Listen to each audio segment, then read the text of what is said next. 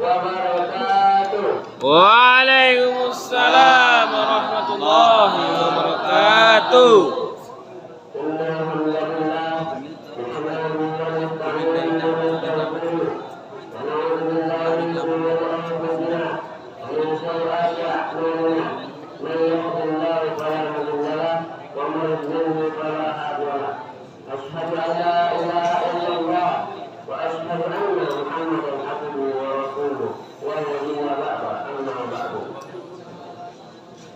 Pertama dan paling utama sekali, marilah kita panjatkan puja dan syukur atas kehadirat Allah Subhanahu wa taala.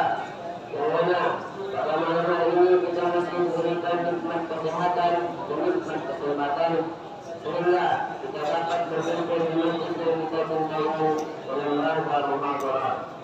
Salawat dan salam barulah pula kita ajarkan kepada junjungan alam, yakni Nabi Muhammad sallallahu alaihi wasallam dengan lafaz Allahumma shalli ala sayyidina Muhammad wa ala ali sayyidina Muhammad. Yang saya hormati, pemimpin yang berada pada malam hari ini, Ustaz Rahmatullah dan Ustaz Al-Ustari. Dengan saya senangi abang-abang biasa yang melintas sampai kelas 6. Dan yang saya banggakan dengan tulis perjalanan serta adik kuasaan. Baiklah, saya tidak akan memperpanjangkan kata-kata mukadimah. Langsung saja saya berikan kepada semua orang saya pada malam hari ini yang bertema agama Islam. Agama Islam. Kululahum. Masya Allah. Segala pujian untuk Allah yang telah memberikan anugerah yang sangat besar, yaitu anugerah Islam. Tidak semua orang dapat merasakan wujud Islam. Islam adalah sebab Allah bagi manusia dan bumi. Orang yang berpegang teguh dengan ajaran agama Islam, maka akan dijamin untuknya bahagia baik di dunia maupun di akhirat. Manusia adalah beragama. Hal ini didasarkan pada fitrah dan manusia bahwa ada kekuatan yang mengendalikan hidup mereka. Kekuatan tersebut mengatur alam semesta dan menentukan hidup mati seseorang. Di tengah manusia mencari siapa gabungan mereka, kekuatan apa yang mengendalikan mereka? Muncullah kepercayaan, kekuatan dari rahmat orang yang mati, kekuatan dari benda-benda yang mati dan yang lain. Untuk meluruskan kepercayaan manusia, Allah menurunkan risalah ilahiyah kepada mereka melalui para rasulnya. Kemudian para rasulnya menjelaskan kepada Tuhan dan Allah bahwa Tuhan telah menciptakan mereka dan menciptakan alam semesta serta menentukan hidup mati seseorang. Islam adalah agama yang benar di sisi Allah. Di dalamnya terdapat tata cara hidup, bentuk-bentuk peribadatan yang mencakup segala aspek kehidupan manusia. Allah berfirman dalam Al-Quran surah Al-Imran ayat 19 yang berbunyi, A'udzubillahi minasyaitonir rajim. Bismillahirrahmanirrahim. Inna ad-dina 'inda Allahil Islam, yang artinya sebenarnya agama yang diridhai di sisi Allah ialah Islam. Jadi agama yang hak di sisi Allah ialah agama Islam. Siapa yang mencari agama selain Islam, maka dia tidak akan diterima dari sesuatu apapun. Dan di akhirat nanti dia termasuk orang-orang yang rugi.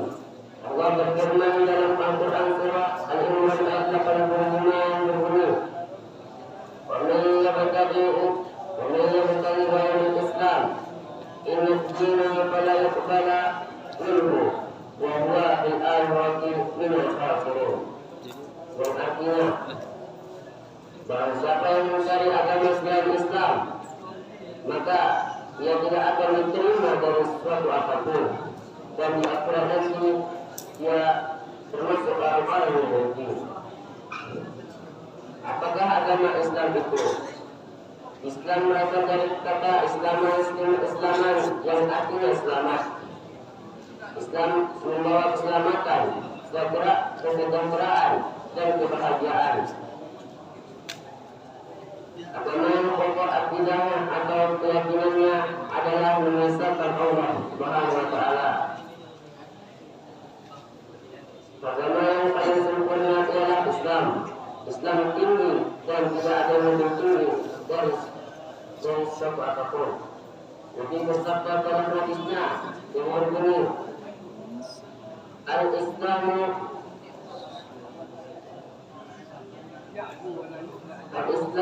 yakun wa la yu'la alaihi, yang artinya Islam itu tinggi dan tidak ada yang lebih tinggi daripadanya.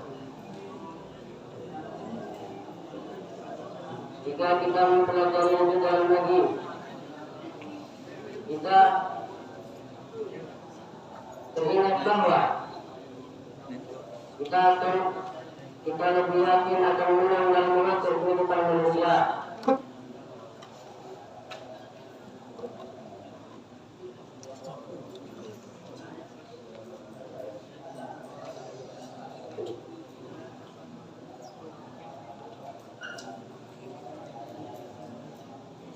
Bahwa Islam dapat mengatur segala aspek kehidupan manusia. Mengapa kaum Quraisy disebut jahiliyah atau bodoh? Padahal pada masa itu perdagangan mereka sangat maju. Hasil dagang mereka dijual ke luar negeri Syam seperti Syria. Kaum Quraisy disebut jahiliyah atau bodoh karena mereka berperilaku buruk dan berakhlak kejam. Salah satu contohnya, mereka suka berpoya-poya, bertikai dan berperang karena permasalahan sepele, memperkosa dan mempermainkan wanita.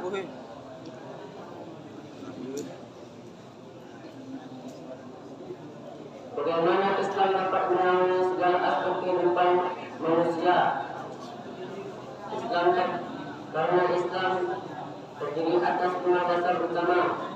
5 dasar utama itu: 1.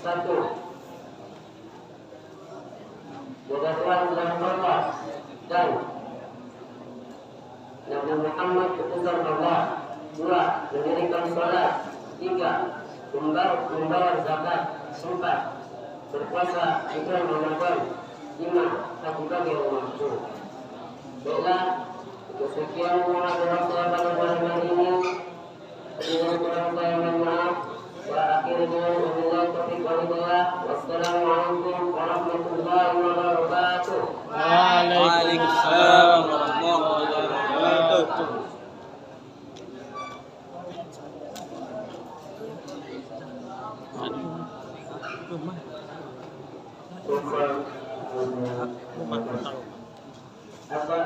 Panggil yuk, kita makan yuk. Kita makan lagi.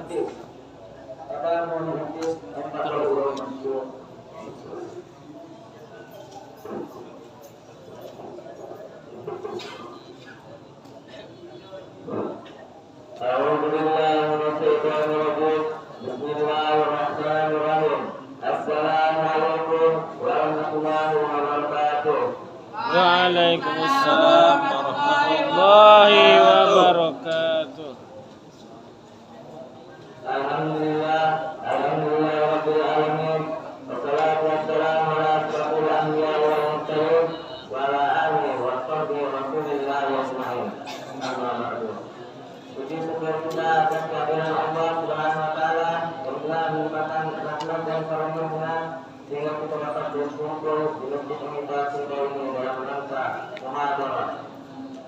Salat beserta salam tidak lupa kita hadirkan kepada junjungan alam, yakni Nabi Muhammad SAW dengan melafazkan Allahumma shalli ala sayyidina Muhammad wa ala ali sayyidina Muhammad. Bila saya tidak akan memperpanjang kata-kata kalimah, langsung saja saya bacakan dulu pidato saya pada malam hari ini yang berjudul Siapakah Ahli Quran itu?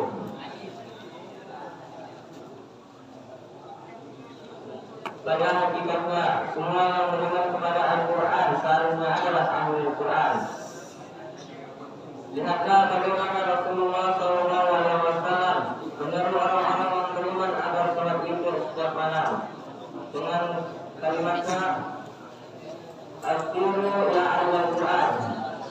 Sholatlah untuk wahai orang-orang yang beriman dengan Al-Quran. Dan ada pun hadisnya dari Anas bin Malik radhiyallahu anhu. Dia berkata bahwa Rasulullah SAW bersabda, Inna lillahi wa inna ilaihi raji'un. Sesungguhnya Allah memiliki saudara-saudara di antara manusia. Para sahabat bertanya, wahai Rasulullah, siapakah mereka? Rasulullah SAW menjawab, Hum ahlul Quran, ahlullah wa hasbatuh. Mereka adalah ahli Quran. Mereka adalah keluarga dan orang-orang pilihannya. Hadis riwayat Ibnu Majah. Kemudian kitab ini kami wariskan kepada orang-orang yang kami pilih di antara hamba-hamba kami. Lalu di antara mereka ada yang menganiaya diri mereka, dan di antara mereka ada yang keterangan, dan di antara mereka pula ada yang telah berbuat kebaikan terlebih dahulu atas izin Allah.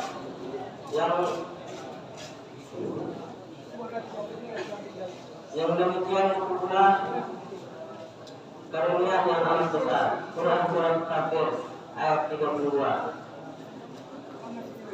Manusia diklasifikasi berdasarkan intensitas interaksinya bersama Al-Quran. 1. Jahil menafsi, orang-orang yang mengira diri sendiri adalah mereka yang tidak bisa memanfaatkan Al-Quran sebagai petunjuk hidupnya.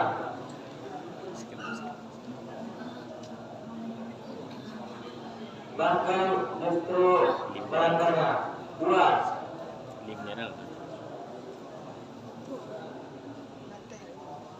Muktasib, orang yang telah beriman kepada Al-Quran namun tidak dapat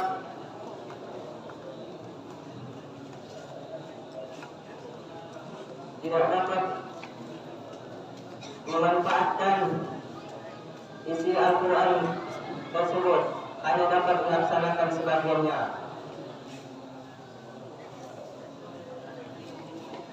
Orang ini masih tidak konsisten dalam memanfaatkan Al-Quran sebagai petunjuk hidupnya.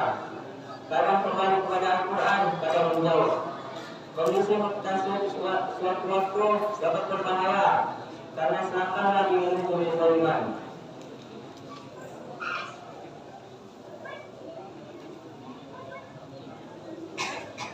Seharusnya lebih menguntungkan karena selangkah lagi bisa menuju ke sabiqul bil khairat. Dan janganlah jadikan muktasib sebagai pedoman petunjuk hidup. 3. Sabiqul bil khairat, yaitu orang yang telah beriman kepada Al-Quran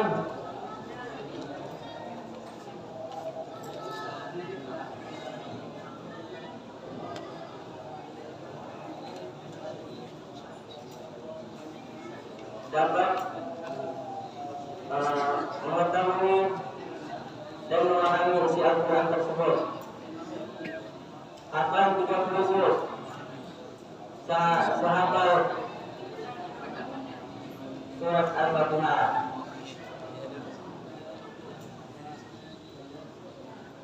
Baiklah, ini yang dapat saya sampaikan. Lebih dari kurangnya saya mohon maaf. Wabillahi taufiq wal hidayah. Wassalamualaikum warahmatullahi wabarakatuh. Assalamualaikum warahmatullahi wabarakatuh.